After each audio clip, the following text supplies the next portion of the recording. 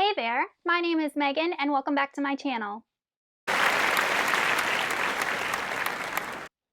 Today, I'm going to be talking about my favorite books of 2021. So I have 6 awesome books to share with you guys, and they were all my favorite reads of last year.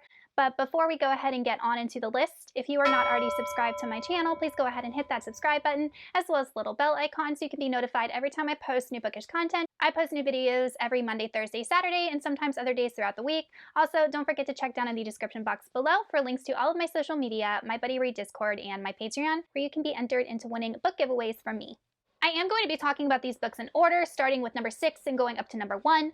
But like I said, these were all of my favorite reads of 2021, so really take that with a grain of salt.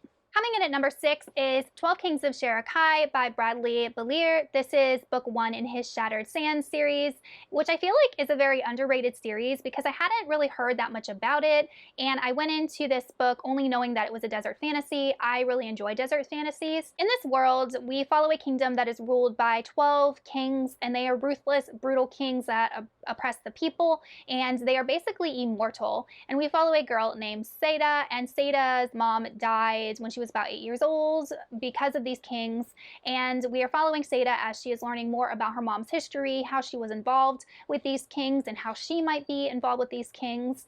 And the reason that I really like this book is because of how rich it was. I loved the world building. That was definitely my favorite part. The author's writing is so atmospheric. He uses so much imagery that it actually felt like I was there. He creates this whole myth and lore with regards to these kings. He creates all of these poems that our author has to decipher and include clues to kind of overthrowing these kings. It's just such a rich, unique world.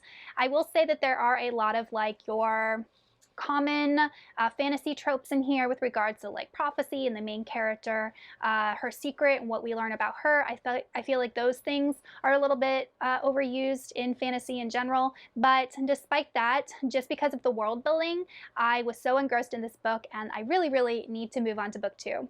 Coming in at number 5 is Blackwing by Ed McDonald. This is book 1 in the Raven Marks trilogy, and I had never heard of this series before, and it was recommended to me, and I found books 1 and 2 for like $2 on Book Outlet, and I bought it, and it took me like maybe to get through chapter 1, and I was hooked with this book. It is first-person narrative, which is more uncommon, I feel like, in fantasy, and it's fairly short compared to most other fantasies. I will say that this book is fairly dark, so if you're someone that really enjoys grimdark like Mark Lawrence or Joe Abercrombie or Glenn Cook, this would probably fit in with your reading tastes. The reason that I like this book so much was because I found the world and the magic system very unique. So this land used to be controlled by these beings known as the Deep Kings, and the Deep Kings were defeated by this massive machine known as the Engine, and the Engine is powered by moonlight, if I'm remembering correctly. Yeah, it's moonlight. And there are these people that are able to take moonlight and basically weave it into energy, which I just found super interesting. And you would think that these people, because they were so vital to like the security of this land, would be treated well, but they're not. They're actually treated like slaves because they're just exploited for their gifts, which I just found like a really interesting concept. And in this book, our main character, Ryhald, uncovers a secret about this so-called engine that will basically undo everything that everyone thinks they know about how they are protected. Blackwing definitely took me by surprise, and I still need to read book 2, but I do highly recommend it because I feel like it's definitely an underrated series. Coming in at number 4 is Prince of Thorns by Mark Lawrence. This is book 1 in the Broken Empire trilogy, which I did finally finish that trilogy. And this was my first ever venture into Mark Lawrence, and I was hooked. So this follows a 13-year-old boy named Jorg who witnesses the death of his mother and little brother, and his father, he learns, does nothing to try and avenge his death. So Jorg basically leaves and is adopted by this band of kind of like outlaws, and his whole life is centered around getting vengeance on the person that killed his mother and brother. The reason I really like this book so much is because it's really dark. It takes place in a world that is eerily similar to our own. Mark Lawrence has beautiful prose. Our main character is not the best character. He is cruel, he is sadistic, he is incredibly intelligent, and just being in his head was was utterly fascinating for me. We also have like dark arts elements. We have necromancers in this, which is really interesting. And then we also have like a sci-fi slash technology element that clashes with the more fantasy, traditional fantasy elements. So I definitely enjoyed the series. Definitely Prince of Thorns got me hooked into being a fan of Mark Lawrence, and I can't wait to read more of his work. Coming in at number 3 is To Sleep in a Sea of Stars by Christopher Paolini. This is an adult sci-fi and the first book by Christopher Paolini since his Aragon series, which has been many, many years. And I did hear or read somewhere that it took Christopher about 10 years to write this book. And after I read it and sat on it and thought on it for a while, I could definitely see that. And this is also book 1, I think, in a new either series or universe known as the Fractal Universe. But this follows a main character named Kira, and this is a world, it's our world, but it takes place like way into the future, like the technological, scientific advances in space travel and colonizing other planets is like way beyond anything that I could personally conceptualize. And our main character, like I said, is Kira, and she is doing like a routine pre-colonization mission one day, and she comes across this alien relic, which upon inspecting it and learning about it, basically causes her to question everything that she knows about first contact and, the human race and alien races and things like that. And the reason I like this book so much is that I found that it was incredibly intelligent. Like, Christopher Paolini did his research to make this world believable, to make the science believable, to make space travel believable. There was like a cohabitation type relationship between Kira and an alien species that I really found fascinating. He also created a great cast of characters that were the crew on the ship, and they all learned to be friends, love one another, depend on one another, kind of like that found family trope. And then we also have like an unstable ship's mind, like a brain that controls these spaceships, and he added like an element of humor to the book. So it was just a well-rounded book. I found it really interesting. It is fairly long and dense to get through, but in the end, I was just really impressed with this first book by Christopher Paolini after so long of, not publishing anything, and I'm super excited to read the next installment.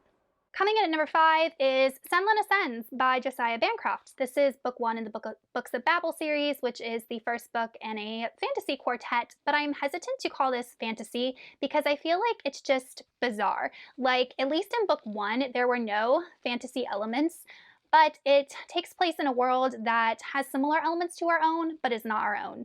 So we follow a character named Thomas Senlin, who is a teacher, and he just got married, and he takes his wife on vacation to the Tower of Babel, which, as all of us know, is a historical part of our history. And we learn that each level in the Tower of Babel has different things to it, and the higher you go, the nicer the levels get. And we actually learn that Senlin loses his wife, or she's kidnapped, the first day that they get there. So Senlin spends the whole time learning about this tower, trying to figure out what happened to his wife, and he starts to uncover all of these secrets about the tower and sinister, dark things about it, and what might actually be going on and who's involved and why his wife would be kidnapped. And he actually begins to grow quite a bit as a character, kind of come out of his shell from being that quiet, booky type character. So, like I said, I'm hesitant to call this fantasy, because it's not your traditional fantasy, but it's definitely not, a contemporary. And I was just so impressed with this book because it's so bizarre. And Josiah Bancroft writes in a way that's bizarre.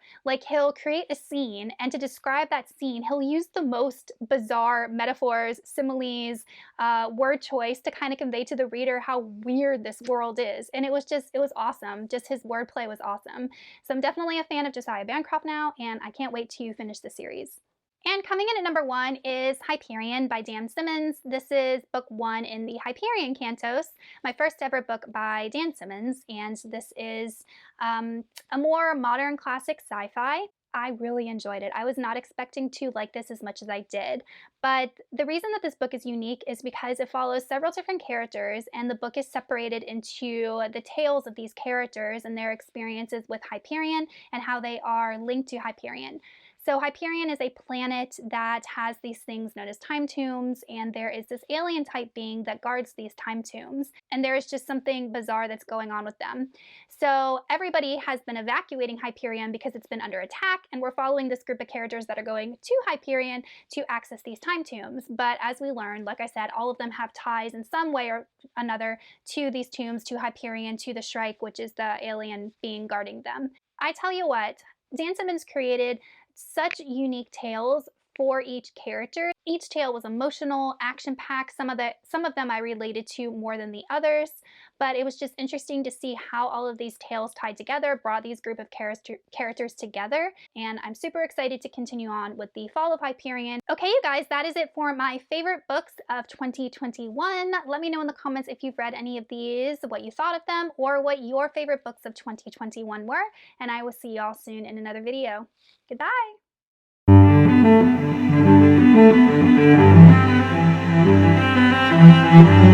Thank you.